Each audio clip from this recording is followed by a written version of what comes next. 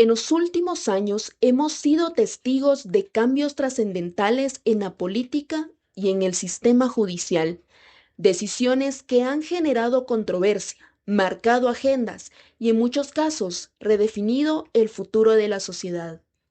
Pero, ¿cómo influyen en nuestras libertades, en la justicia y en el rumbo de las próximas decisiones de Estado?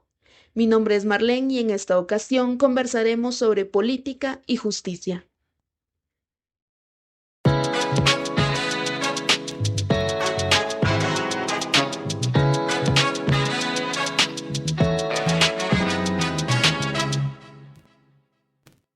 Bienvenidas y bienvenidos a un nuevo episodio de la segunda temporada de Telégrafo Talks, un programa de conversaciones abiertas y auténticas en vivo desde X-Space, todos los miércoles por la noche.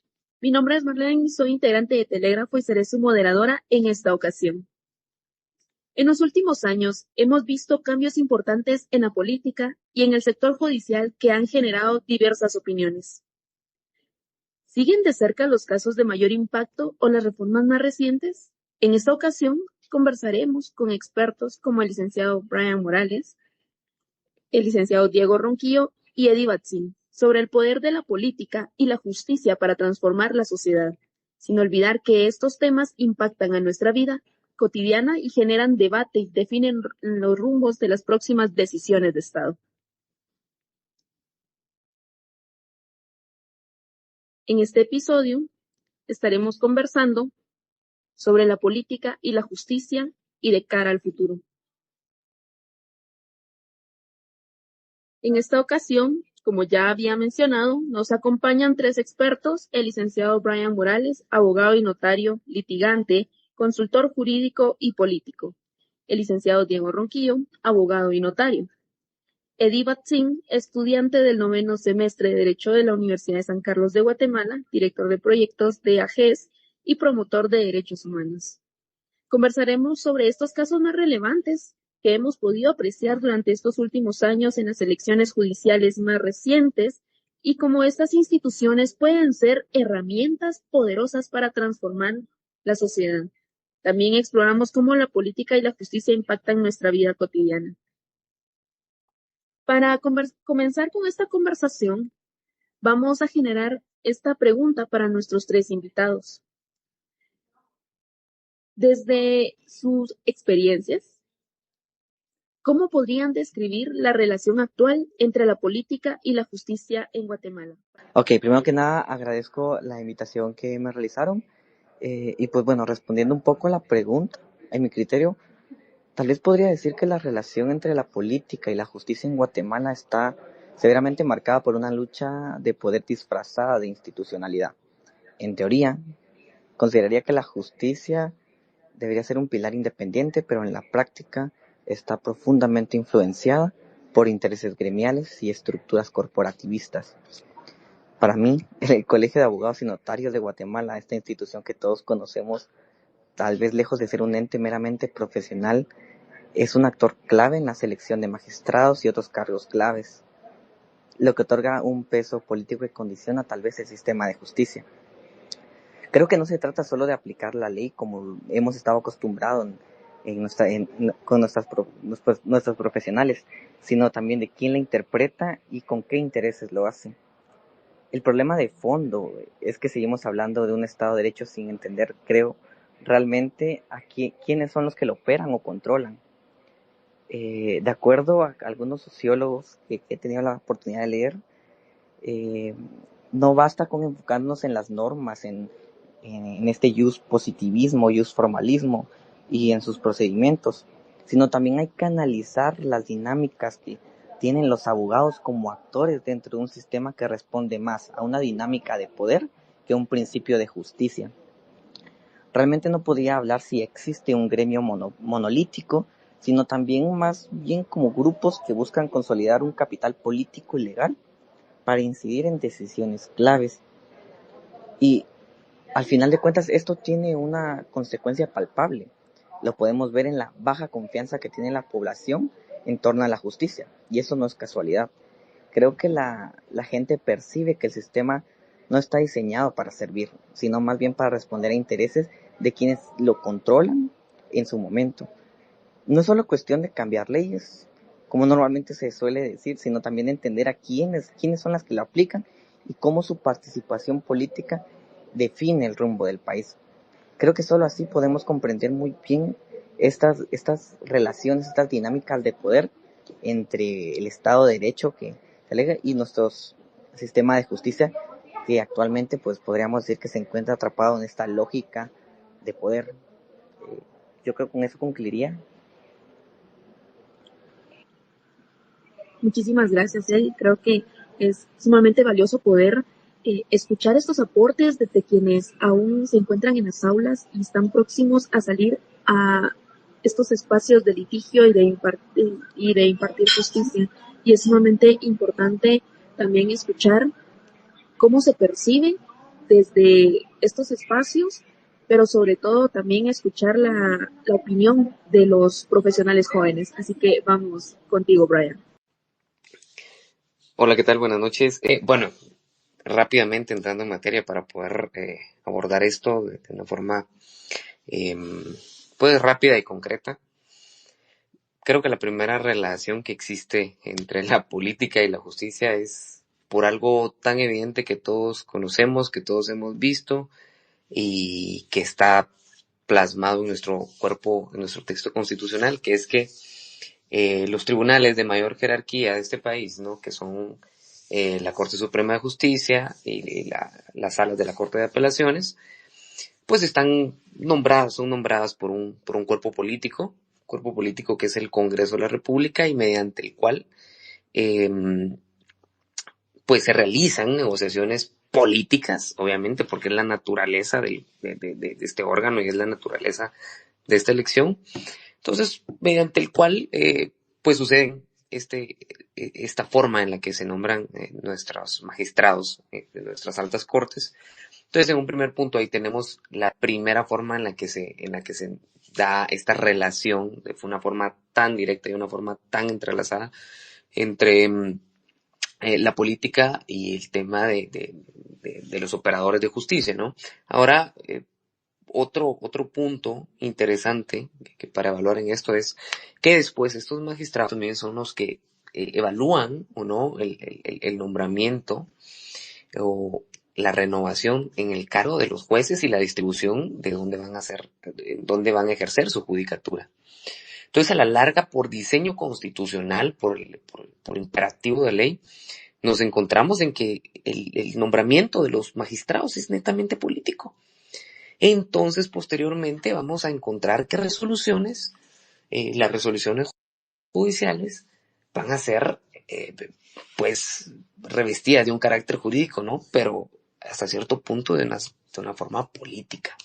Hemos visto varias sentencias, hemos visto varias resoluciones en aspectos tanto administrativos, judiciales y electorales, donde se ha politizado esa justicia, donde han tomado mucho en cuenta el factor político a la hora de poder resolver. Entonces, desde un primer punto creeré yo que esa es una apreciación bastante rápida para poder adentrarnos un poquito a este tema. Con esa primera parte es con la que te respondería esta pregunta, Marlene. Muy bien, muchísimas gracias, Brian. Y por supuesto, ejemplificar esa situación que es sumamente importante y a la cual creo que también ha sido grato ver cómo la misma ciudadanía ha buscado cómo informarse e involucrarse de alguna u otra manera de este proceso tan importante. Y justo hablando de ciudadanía, quisiera consultarle a él, que desde la perspectiva ciudadana, ¿cómo crees que se percibe el sistema de justicia en Guatemala? Y si consideras un instrumento de justicia o de poder este. Bueno, creo que no podría como tal arrogarme a hablar por la ciudadanía, pero sí podría compartir tal vez como un poco del cómo comprendo yo estas dinámicas y las percepciones que de una u otra forma pues puedan encajar la visión de algunas personas y compartirla y también diferir, ¿verdad?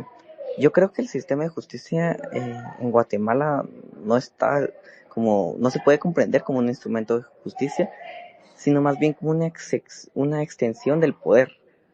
Y como les mencionaba cuando tomé la palabra en su primer momento, eso no es algo casual, ¿saben? Ese es el resultado de un Estado que ha convertido la aplicación de la ley en un mecanismo de control y privilegios, que en lugar de pues garantizar igualdad ante la ley, la dilata en este aspecto. A mi criterio, la justicia no debería ser como una cuestión de quién tiene una mayor conexión o poder político, pero en Guatemala, lamentablemente, o lo es o así se percibe.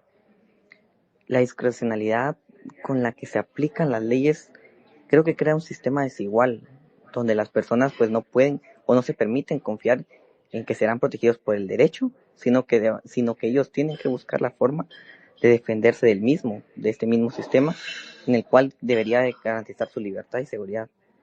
Por ejemplo, cuando el Colegio de Abogados y Notarios, en lugar de ser un ente técnico, ¿verdad?, que tendría que conglomerar a los profesionales para mejorar la academia, para mejorar el ejercicio de la función tanto de la abogacía como el notariado, se ha convertido en un actor político con una injerencia tan profunda que también se ha permitido por esa permisividad que ha tenido el Estado otorgándoles esos puestos de toma de decisión, en los cuales se les permite pues elegir magistrados, el puesto de fiscal general, interceder en la elección de magistrados de la Corte de Constitucionalidad, entre otros, ¿verdad? De esta manera creo que la justicia deja de ser un principio para convertirse en una moneda de cambio. Y bueno, esto creo que no es un problema técnico como tal que se puede regular, sino que también es un problema de poder.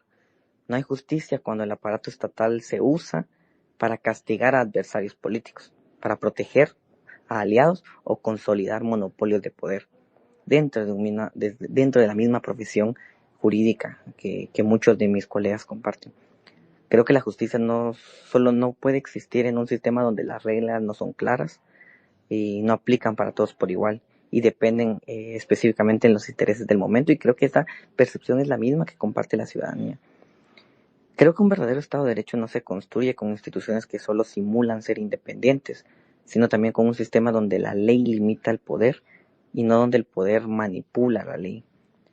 Creo que tanto yo como las demás personas sigamos viendo la justicia como un instrumento de poder en lugar de un pilar de la libertad, de los derechos, el acceso a la justicia, seguiremos atrapados en un sistema que favorece a quienes están dentro y excluye a quienes están fuera. Sin justicia no podemos hablar de Estado de Derecho, de democracia ni de prosperidad.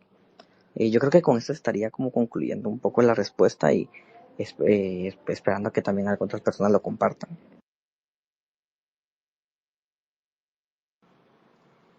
Claro, sí, creo que podemos entender esa situación y cómo abordar también de nuestra propia perspectiva y no tal vez en la totalidad de la ciudadanía. Sin embargo, anteriormente habías abordado un tema bastante importante en el cual pues señalas el de cómo realmente hemos tenido, al menos por algún conocido, por alguna otra persona con la que podamos platicar sobre el tema, cierto descontento sobre los procesos de las instituciones o incluso de personas específicas que ostentan algún cargo. Sin embargo, pues también hemos escuchado algún tipo de opiniones en las cuales pues podrían de alguna manera aportar a mejorar estos espacios, a poder fortalecer las instituciones y así pues también fortalecer el Estado de Derecho. Y eso es un aspecto muy importante a resaltar tanto de esta como de la anterior respuesta que nos pudiste compartir. Y bueno, para continuar, justo en este tema de hablar de instituciones, de personas, vamos a hablar del gremio. Brian, ¿cuál es el papel del gremio de abogados dentro de las dinámicas de poder en los partidos políticos guatemaltecos? ¿Y hasta qué punto el gremio influye en la configuración del sistema de justicia? Sí, bueno, vean, lo que pasa es que si alguno se ha encontrado de repente en alguna de estas reuniones de las elecciones para los cuerpos electorales en los que el Colegio de Abogados pues tiene participación, dígase comisiones de postulación, dígase elecciones de su junta directiva y demás, ustedes siempre van a encontrar un común denominador que van a decir, los abogados, y es que dicen, bueno, somos el gremio más poderoso, somos el gremio que la Constitución, el constituyente nos dio una gran responsabilidad de país, cuando en primer punto pues eso es falso, ¿no? Porque toda esa participación viene derivado de las reformas del 93 después del Serranazo. Miren, puntualmente yo creo que ya es Vox Populi, ya es una conclusión generada por diversos analistas, por defensores del Estado de Derecho, defensores de la modernización del sistema de justicia, y es que el Colegio de Abogados tiene una exagerada participación. O sea, sinceramente no sé qué hace el Colegio de Abogados participando en las comisiones de postulación, teniendo cuotas de poder para esto, al igual que el tema de la USAC, pues que también ahora está de moda con todo lo que ha pasado. Son cuotas de poder que no deberían de tener, y que eso se ha prestado para que hoy hayan N universidades que empiezan a funcionar únicamente con facultad de Derecho y con facultades económicas, porque les interesan estos nombramientos políticos, como es el tema de los magistrados para las comisiones de postulación, para el tema del Contralor General de Cuentas. Entonces, eso es derivado de ese mal diseño constitucional que tenemos, no solo que nació mediante la Constituyente del 85, sino que mediante las ocurrencias de la reforma del 93, se terminó dando un mal diseño a todo el sistema de justicia, y eso ha hecho hoy que esté completamente politizado todo el sistema de justicia, todo el sistema de las judicaturas, el tema de los partidos políticos, como puntualmente decía tu pregunta. Entonces yo creo que puntualmente hay que sacar al gremio de abogados de estar opinando en estos temas, que, como decía un catedrático, la justicia es tan importante como para dejarla en manos de abogados. El asunto es de que esto redonda siempre en una reforma constitucional, o en lo que les gusta mucho hablar, de una refundación completa del Estado, una nueva constituyente, una nueva constitución, que la gran. Pero pues es un debate que se ha abordado desde hace mucho tiempo, un debate que se ha agotado ya, que ya está demasiado sobrediagnosticado este tema. Pero es importante que se siga hablando, porque si no se sigue hablando, se queda ahí ese tema durmiendo el sueño de los justos, y se revive únicamente cada vez que hay este proceso de elecciones, ¿no? En 4 años vamos a estar volviendo a hablar, en 2 años, perdón, volviendo a hablar de la elección de la Junta Directiva del Colegio de Abogados y demás. Entonces es necesario pasar por esto, ¿no? Pues es necesario pasar por una reforma constitucional, que es lo que al mediano plazo o incluso a largo plazo es lo más factible, y poder corregir por completo todas estas falencias que tenemos y que hoy terminan en lo que tenemos actualmente del sistema de justicia, que emiten resoluciones grotescas, no solo para el Estado de Derecho, sino para la democracia y para las libertades individuales y la defensa de los derechos humanos de todos los habitantes de este bello país. Entonces, en eso concluye mi respuesta, Marlene.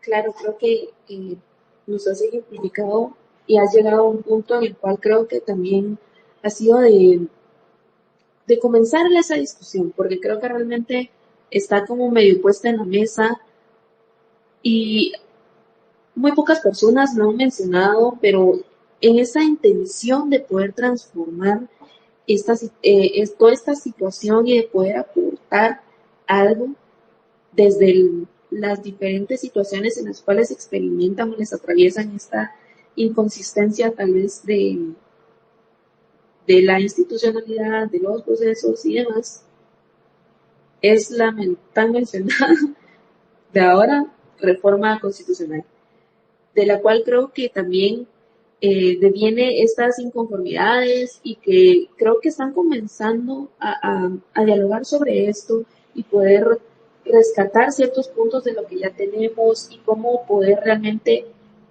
darle la preponderancia a la academia solamente en los espacios en los cuales lo deberían de estar.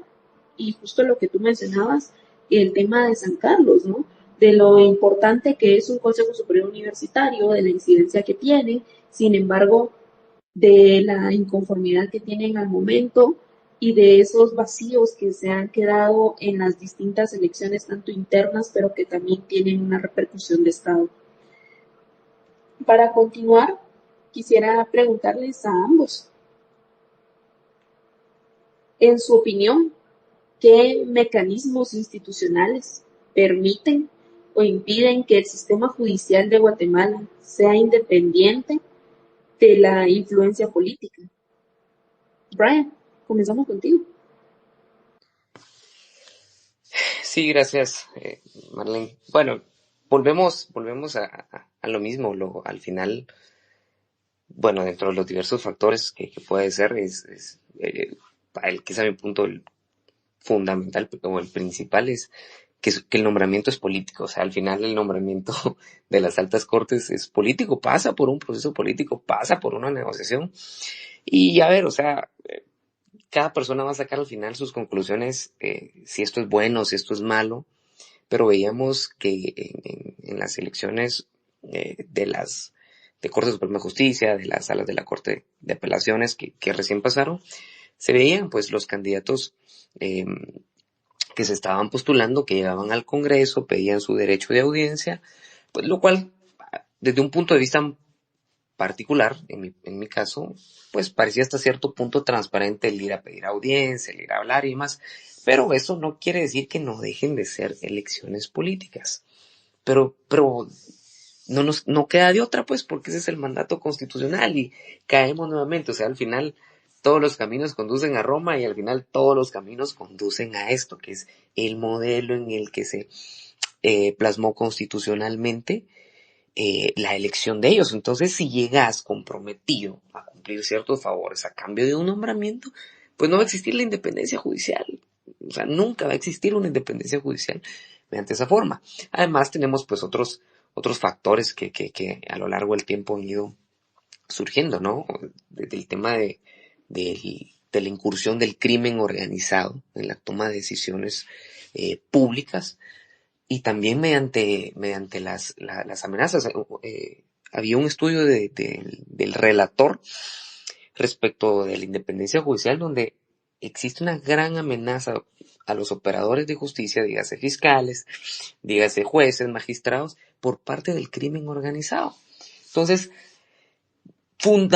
principalmente estos dos factores son los que actualmente vemos que están afectando el tema de la independencia judicial. Mientras sigamos manteniendo el mismo modelo de elección del nombramiento de los mismos, pues no va a haber una independencia per se. Mientras siga habiendo una incursión y ahora una gran manifestación del crimen organizado a plena luz del día, se va a seguir viendo que no va a poder existir una independencia judicial. Entonces estos son los factores principales que aquejan y como ciudadanía pues debemos estar al pendiente, debemos exigir estos cambios para que la justicia pueda ser independiente en este país, para que las normas, para que las reglas apliquen por igual a todos y para que de verdad se consolide un Estado de Derecho que no existe, ¿no? Que hoy en Guatemala es el deseo de toda la población. Entonces, puntualmente son estos dos los que yo veo. Podríamos entrar a otros, pero me podría alargar y creo que también pues Eddie nos va a nutrir con su aporte. Eddie, por favor. Sí, primero yo comparto mucho de lo que mencionaba Brian, ¿verdad? Sí es algo que tenemos un problema de raíz que nace a raíz de la Constitución del 85, ¿verdad? Estas dinámicas de poder que se le entregan no solo, por ejemplo, a la Universidad de San Carlos, sino también a estas coaliciones gremiales, específicamente al Colegio de Abogados y Notarios, que es la principal barrera institucional que limita, por ejemplo, una independencia judicial. Si nosotros vamos un poquito a ver, por ejemplo, estaba un libro de la memoria de un magistrado que se lo recomiendo y quieren entender un poco de cómo funciona la dinámica de estas comisiones de postulación, que estas comisiones de postulación nacen como un experimento para los magistrados del Tribunal Supremo Electoral, pero que claramente con el pasar del tiempo pudimos ver que son inoperantes y tampoco funcionan en la práctica, ¿verdad? Claro, en la teoría es muy bonito escuchar que los grandes académicos, que los profesionales van a tener la oportunidad de incidir en esta participación, pero claro, esto lo que viene es a afectar directamente y en sustancia cuál es el mandato que tiene cada institución. Por ejemplo, hablemos del Colegio de Abogados y Notarios, hablemos de Universidad de San Carlos de Guatemala, y mencionamos justamente a la universidad. Creo que también aquí tenemos un punto que yo agregaría, que de los que mencionaba Brian, ¿verdad? Que aparte del tema de la creación, de cómo están estructuradas nuestras normativas legales, sino que también la poca calidad de egresados del gremio profesional que tenemos.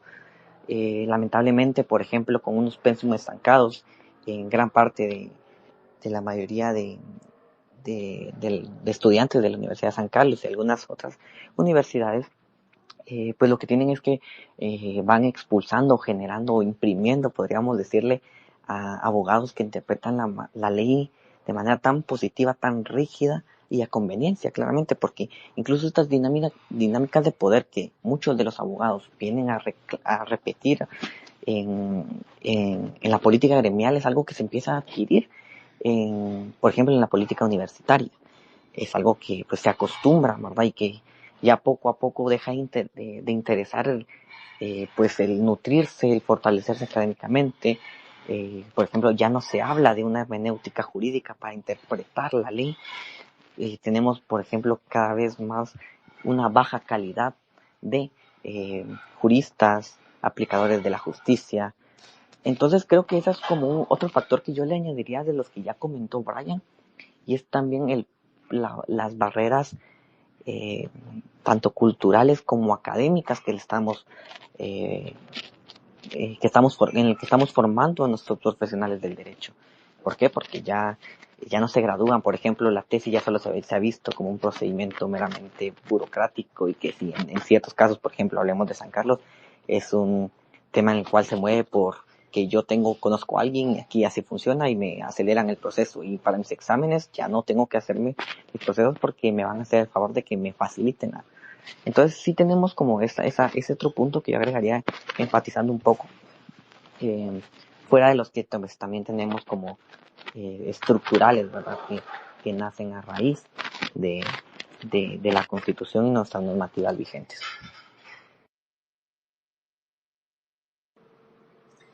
Muy bien, aspectos muy importantes a resaltar de sus dos intervenciones. Primero, el crimen organizado.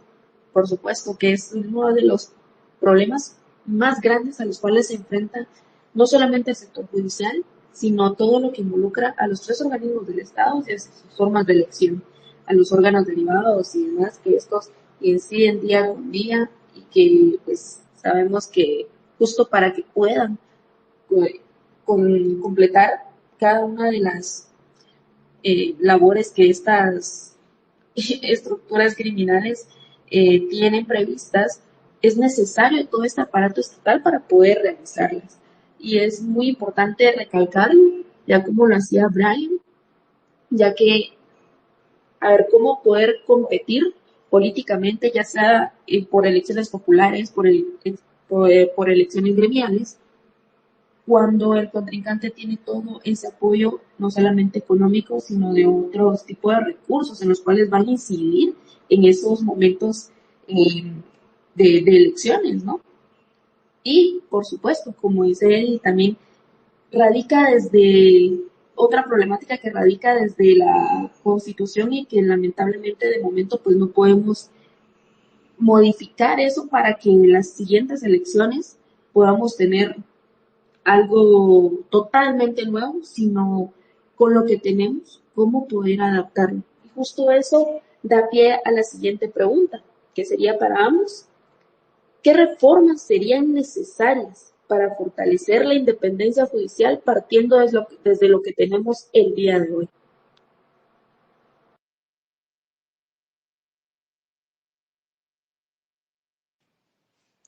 Bueno, me imagino que me toca a mí. Eh, bueno, miren, yo sé que para los que están acá desde el inicio va a decir, solo hablando de la Constitución y demás, pero es que la reforma fundamental para el sistema de justicia debe ser por conducto de la reforma constitucional, no hay otra, pues, porque, o sea, Ahí es donde está el problema, o sea, es en las reformas, o sea, nace con las reformas del 93, ¿no? O sea, sí, medio se intenta, aunque no es como tal una comisión de postulación, como el Tribunal Supremo Electoral en el 85, pero es mediante estas reformas del 93, ¿no? Pero bueno, puntualmente es la reforma constitucional, o ya sea, hay un paquete de reformas presentadas en 2016 que, pues casualmente los que la presentaron fueron los que después terminaron boicoteándola, después dijeron que era un caballito de Troya para meter el comunismo a Guatemala y demás, ¿no? Pero, o sea, fundamentalmente es el cambio de la Constitución, o sea, y ahí, o sea, partiendo del punto de vista de la reforma constitucional, ya podemos dividir las discusiones, o si una nueva, o qué hacemos, o cambiamos todo el esquema constitucional de la elección, o como decía por ahí otro analista, ¿no? Que solo emitir un nuevo decreto donde se eliminan las reformas en su totalidad del 93. Ahora bien, ese es un tema. Ahora también por medio de la Constitución tenemos que incluir el sistema de carrera judicial. En este país no existe la carrera judicial. No existe, o sea, en cualquier lugar donde uno habla de los puestos gerenciales o de los escalones jerárquicos a lo interno de una compañía, pues va a ver que existe toda una carrera, de empezar desde lo más pequeño hasta llegar a ser el CEO, ¿no? Pero aquí en Guatemala no, o sea, aquí, ¿qué carrera es eso de ser juez de paz a ser juez de primera instancia? Porque para ser nombrado ya magistrado de sala, ya no existe la carrera judicial ahí, sino que ya existe un nombramiento político. Hay una amiga que está conectada acá, Melanie Maldonado, a quien le envío un saludo, está trabajando una tesis bastante interesante de este tema. Entonces, a lo que vamos con esto es de que tenemos que cambiar por completo esto. Una vez cambiando la forma en la que estas personas van a llegar a estos puestos tan importantes, vamos a mejorar la independencia judicial. Además de poder brindar la seguridad necesaria para los operadores de justicia. Miren ustedes cómo es posible que acá en Guatemala el año pasado se dio una balacera en la que lo que intentaron hacer era matar a una fiscal. Y pues los cuates iban hasta con trajes que simulaban ser de policías, ¿no? Entonces, no hay tampoco una protección debida para las personas que están ejerciendo estos puestos, ¿no? ¿Cómo puede ser eso ustedes que de Estados Unidos nos mandan las solicitudes de órdenes de extradición para ciudadanos guatemaltecos que no tienen abiertas una investigación en Guatemala, pero allá sí? Entonces, se da por lo mismo, ¿no? Al final no existe garantías que protejan la vida de los operadores de justicia y de sus familiares. Esto en cuanto al tema, pues, del crimen organizado, ¿no? Pero los otros, el tema de nombramientos políticos también, que se tienen que cambiar de raíz, se tiene que establecer un sistema de carrera acá en Guatemala, se tiene que ampliar el periodo también por el cual ejercen las magistraturas. Y eso es otro error de las reformas del 93, que de 6 lo bajaron a 5. Entonces, da espacio también para que con los cambios de gobierno, pues cada gobierno pueda también querer influir en los nombramientos que se dan. Entonces, hay muchas propuestas desde nombramientos de magistrados de forma vitalicia, ¿no? Y demás, pero puntualmente y acoplándonos a la realidad guatemalteca con esas tres cosas que mencioné, el tema de la seguridad de operadores de justicia, el modelo de elección, cambiarlo constitucionalmente porque no hay otra, y establecer un sistema de carrera judicial. Puntualmente creo que con esas tres que empecemos nos alcanza para ir mejorando en el aspecto de la independencia judicial, y ya después podemos seguirnos, nos podemos sentar a platicar de qué otras reformas pueden ser necesarias.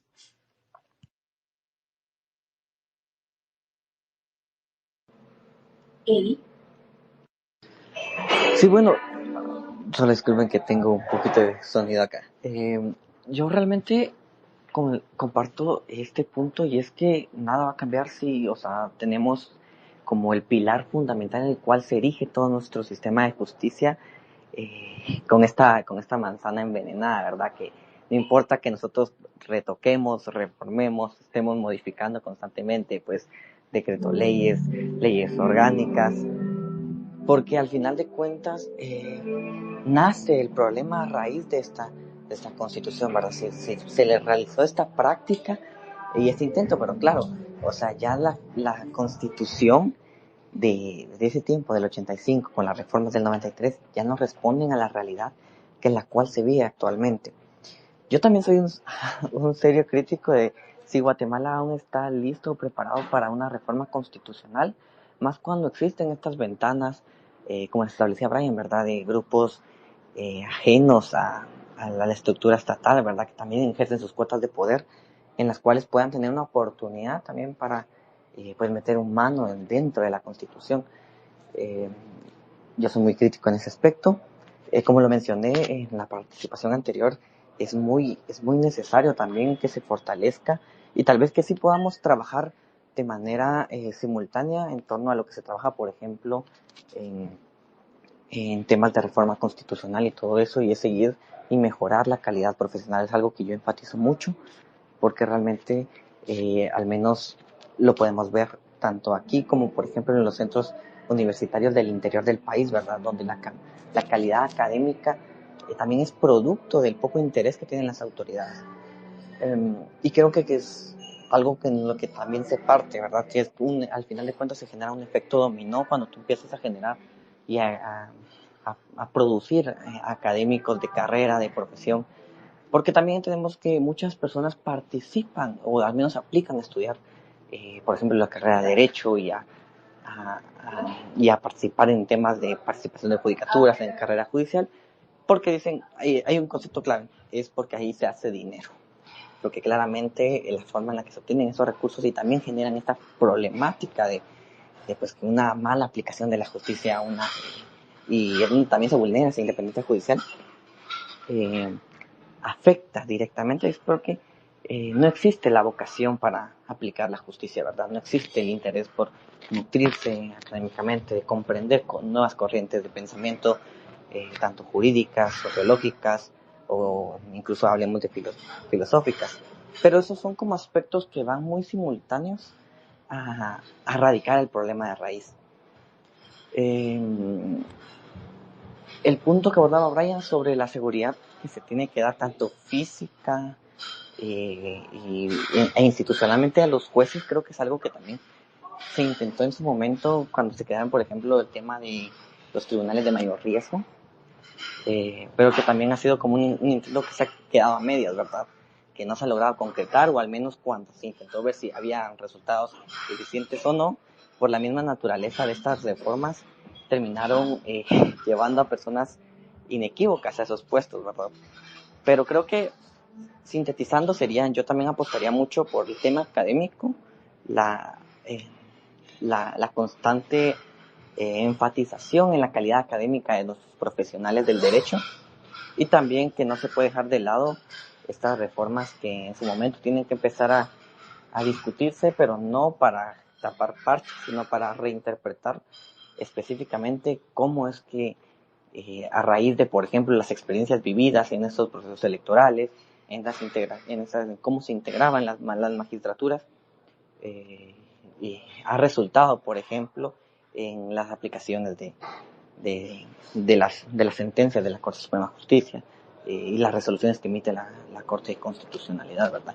Porque eso es algo que hemos visto bastante, y es cada vez que se empiezan a contradecir más los criterios constitucionales por ejemplo, de una magistratura a la otra, ¿verdad? Entonces, creo que también es algo que se tiene que enfatizar.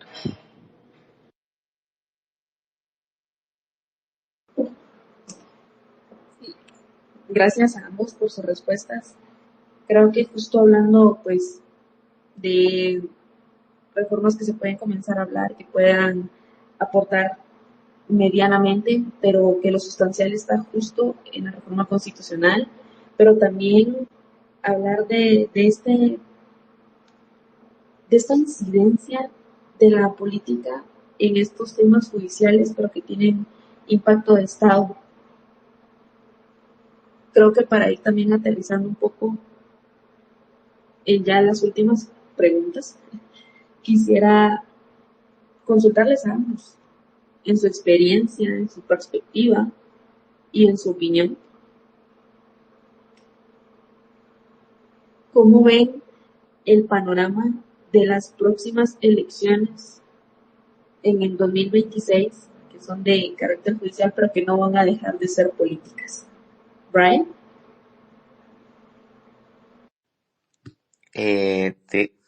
Ok, no sé si te refieres a las de la Corte de Constitucionalidad y de Tribunal Supremo Electoral. Justo el próximo año tenemos la elección de los magistrados de Corte de Ujú. Constitucionalidad, magistrados del Tribunal Supremo Electoral, y una, pues que creo que en este momento para el Estado es una de las más importantes, La de fiscal Fiscalía general. General, que como decimos son tal vez de carácter judicial, pero que no dejan de ser elecciones eminentemente políticas. Pues bueno, sí, como tú lo decías. O sea, al final son nombramientos políticos. ¿Por qué? O sea, a ver, recordemos, hagamos nuevamente un recorrido de por dónde se pasa para estas elecciones, ¿no? O sea, primeramente, pues se tienen que sentar nuevamente los comisionados del Colegio de Abogados, tiene que haber representación por parte de ellos, ¿no? Em, Tienen que pasar por el nombramiento de los magistrados del Tribunal Supremo Electoral por el Congreso de la República nuevamente, como lo veníamos hablando con los, eh, con las magistraturas anteriores, y pues con el tema de la Corte de Constitucionalidad, que dice que cada uno pone su nombre en quién va a buscar su representación, ¿no? O sea, al final, con la Corte de Constitucionalidad son prácticamente, va a sonar muy coloquial, pero para que lo entendamos de esta manera, pues a dedo, pero esto, a ver, ¿por qué es así? Obviamente, primero porque la ley ordena que se elijan así, ¿no? O sea, no se puede hacer nada contra eso. ¿Pero por qué? Porque obviamente buscan la representación de ciertos intereses. El presidente, a través de poner su titular y su suplente, va a buscar poner sus intereses, igual el Congreso de la República, Corte Suprema de Justicia, Colegio de Abogados, la Universidad de San Carlos de Guatemala. Entonces, al final vamos a caer nuevamente en la discusión que nos trae acá. O sea, al final, si van representando ciertos intereses, tampoco esperemos que vaya a haber mayor imparcialidad, ¿no? O sea, porque el diseño de su elección y el diseño del ejercicio de su función es así. O sea, ya es un mandato que está así, ¿no? Eso en lo que respecta a la Corte de Constitucionalidad. Tribunal Supremo Electoral, vemos que es la misma dinámica que se repite, que pasa por medio de comisiones de postulación y que pasa por una elección del Congreso de la República, sus titulares y sus suplentes. Ahora, con el tema de la fiscal general, este tema se ha tornado bastante político, es un tema que donde cuesta encontrar puntos medios, ¿no? Donde cuesta encontrar grises, regularmente buscan encontrar siempre un negro o un blanco, pero, a ver, acá lo que hay que tomar en cuenta que es al final es pues que igual una comisión de postulación donde están representados los decanos los decanos de la Facultad de Derecho de las universidades del país que tengan esta facultad, donde también de nueva cuenta viene el Colegio de Abogados y demás, va a pasar la misma dinámica, solo que esta vez no es el Congreso quien va a elegir, sino que es el presidente de la República de una terna que le van a proponer, que al final pues va a ser un nombramiento político también, porque obviamente va a ser un nombramiento del presidente. Pero esto no, hay muchos que se pierden en este debate, eso viene así desde hace ratos. Desde hace ratos vienen estos nombramientos así, solo que ahora somos una ciudadanía un poco más expectante, una ciudadanía que cuestiona un poco más. O sea, al final van a ser nombramientos netamente políticos donde van a buscar las personas que están detrás de los nombramientos proteger sus intereses. Eso ha sido así desde hace ratos, así ha sido mediante el diseño constitucional y así ha sido y seguirá siendo mientras no se reforme, ¿no? La forma de elección. Entonces, van a ser nuevamente las mismas dinámicas a como se han venido dando. ¿Por qué? Pues porque ni modo, no hay otra forma de poder elegirlos, ¿no? Así que, pues nuevamente como ciudadanía vamos a tener que estar al tanto, hay que estar alerta estudiando cada uno de los perfiles que van a ser propuestos en su momento procesal oportuno y pues confiando en que nuestras autoridades tomen la mejor decisión para nombrar a las mejores personas en estos cargos. Gracias, Brian. ¿Él? Voy a tratar de ser un poco más breve por el hecho de que creo que estamos sobre tiempos. Pero sí, o sea, no esperemos llegar a un resultado distinto realizando las mismas dinámicas, ¿verdad? Claramente podemos hablar, dialogar y debatir sobre, por ejemplo, cómo están las pugnas de poder en ese momento, en esos años, por ejemplo, en el Congreso. Vamos a ver qué estas dinámicas de poder, si quién está jalando aquí, quién está tirando por allá, pero realmente van a ser una secuencia de intereses que se van a ver contrapuestos, ¿verdad? Para ver quién, por ejemplo, logra hacer más alianzas, quién tiene, pues podemos hablar un poco, ¿verdad? Quién tiene el mayor recurso económico, pues para poder moldear voluntades. Pero, por ejemplo, creo que como tal, si hablamos de Corte de Constitucionalidad, vamos a ver los intereses, como siempre lo hemos visto, contrapuestos, ¿verdad? De lo que va a tener en su momento el Ejecutivo, el interés que pues a qué va a estar orientado, la capacidad de organización que vaya a tener en su momento junto con el Legislativo, ¿verdad? Si logran pues realizar estos intentos de alianza que han venido realizando constantemente, pues de parte del Colegio de Abogados. Si lo queremos observar, las dinámicas pues cambiaron un poquito, pero los intereses siempre van a estar de por medio, ¿verdad? Pero vamos a ver, vamos a seguir viendo intereses contrapuestos. Yo también le apuesto a que debemos de enfocarnos muy bien en el perfil académico, en la práctica de los profesionales que pues van a ser propuestos, pues con el tema de fiscal general.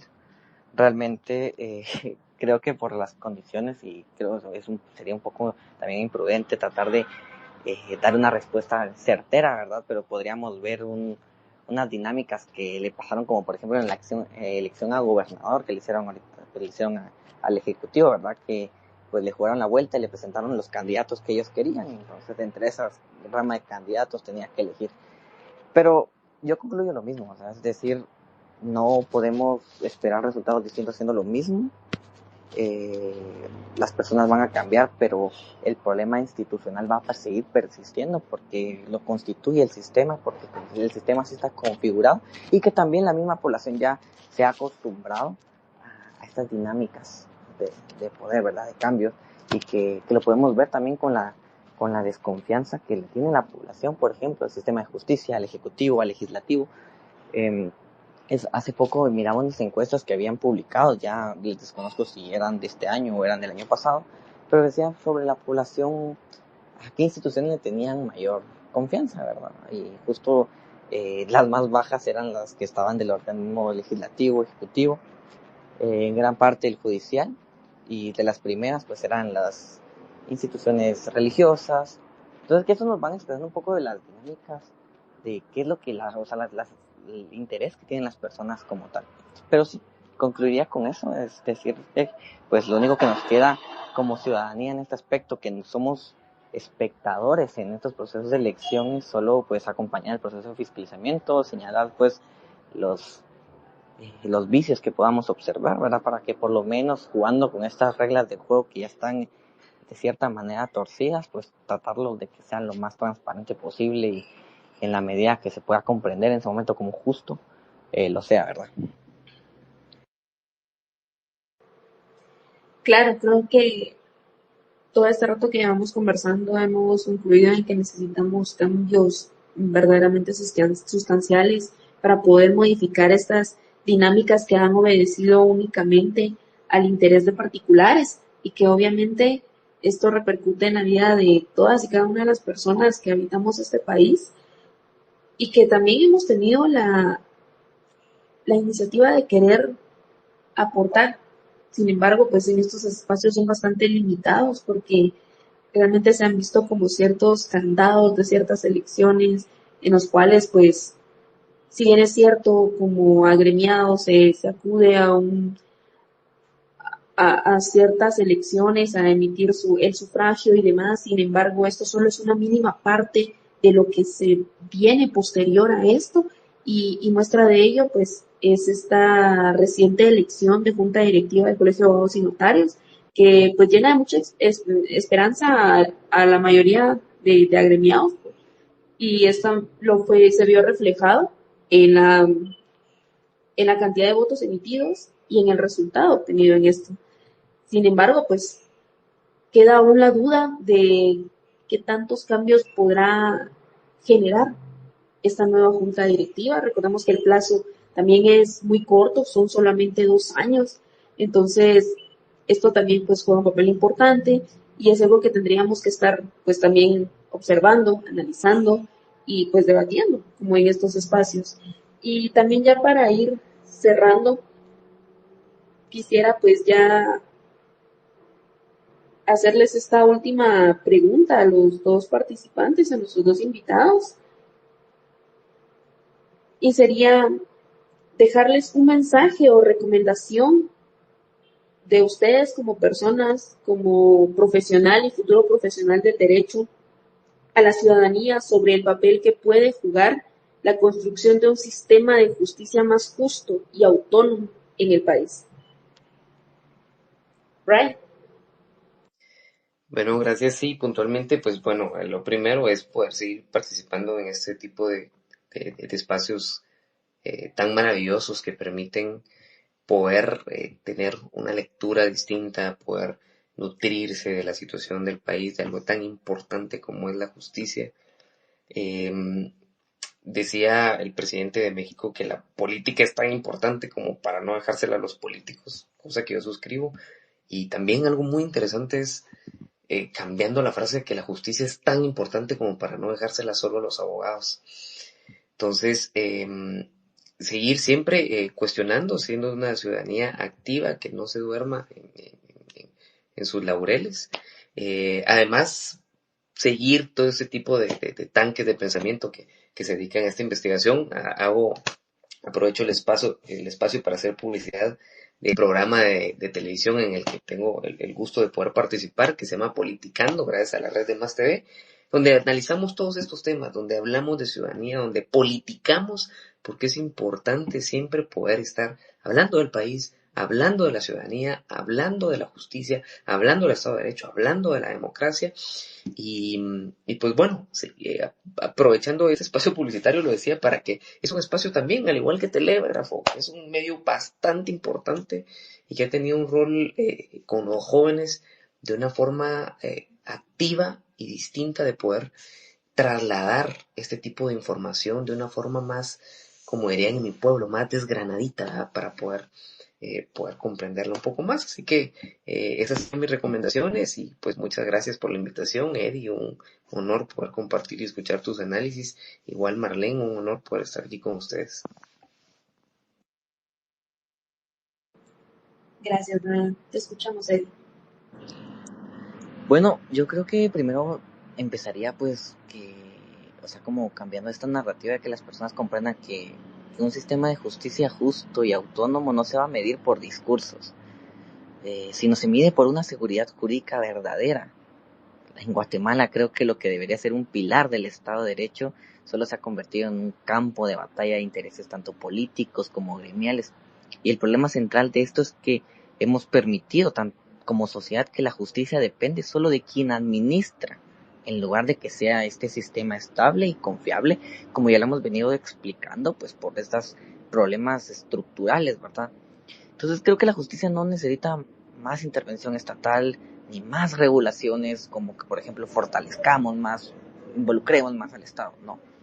Creo que lo que necesita la justicia es previsibilidad y límites claros.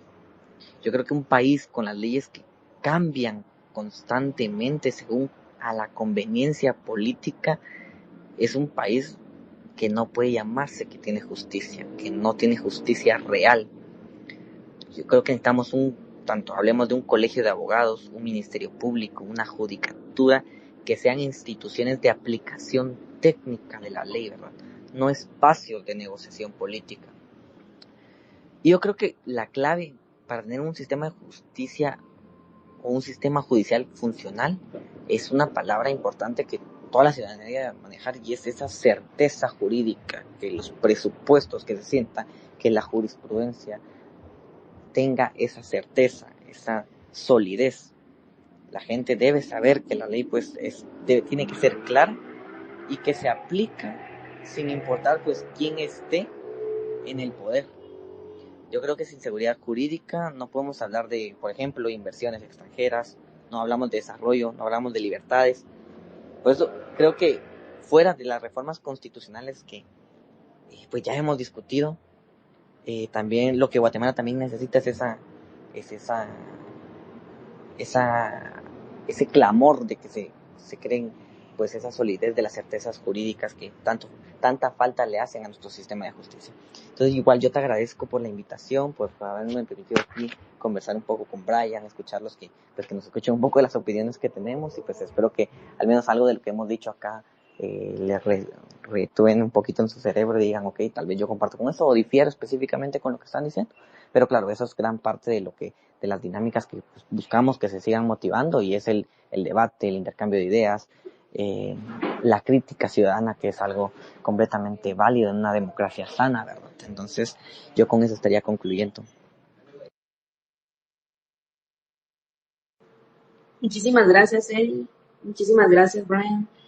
Totalmente de acuerdo con las recomendaciones que ustedes han dado. Recordemos que si queremos fortalecer los sistemas judiciales, primeramente tenemos que preponderar a las y los profesionales, a las y los futuros profesionales del derecho, a que realmente son espacios en los cuales nuestros conocimientos tienen que favorecer a la población y no ser serviles de intereses particulares, políticos, y que estos solamente afecten a nuestra sociedad.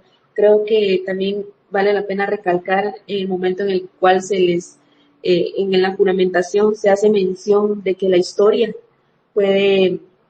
lo juzgará de nuestros actos, y creo que es algo que también muchos profesionales han olvidado, pero que estamos conscientes de que los profesionales jóvenes también están dando una primera muestra de que cuando quieren algo van a incidir, van a ir por ello, y que es interesante las maneras en las cuales la están haciendo. De momento, creo que está sobre la mesa la discusión de si esta decisión es positiva o es negativa.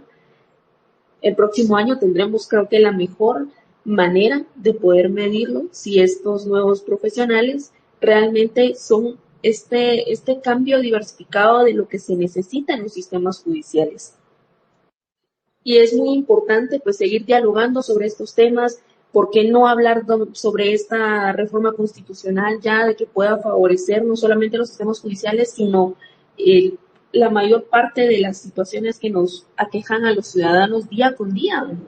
Y que están entrampadas justo por una situación constitucional? Y bueno, pues tanto como mencionaba Brian y Eddie, de poder seguir hablando sobre estos temas, seguir debatiendo, pues desde Telégrafo queremos invitarlos a participar con sus comentarios, preguntas, a través de esta red, de las distintas que tiene Telégrafo en Instagram, Facebook y principalmente en X, y que se puedan sumar a los próximos X Space. Queremos conocer sus opiniones, enriquecer este y otros debates con la diversidad de las opiniones y perspectivas que tienen todas y cada una de las personas. Y pues queremos darle las gracias por acompañarnos en este episodio de Telégrafo Talks. Nos encontramos el próximo miércoles con un nuevo tema y con nuevos invitados. Hasta pronto. Feliz noche. Conversaciones que importan.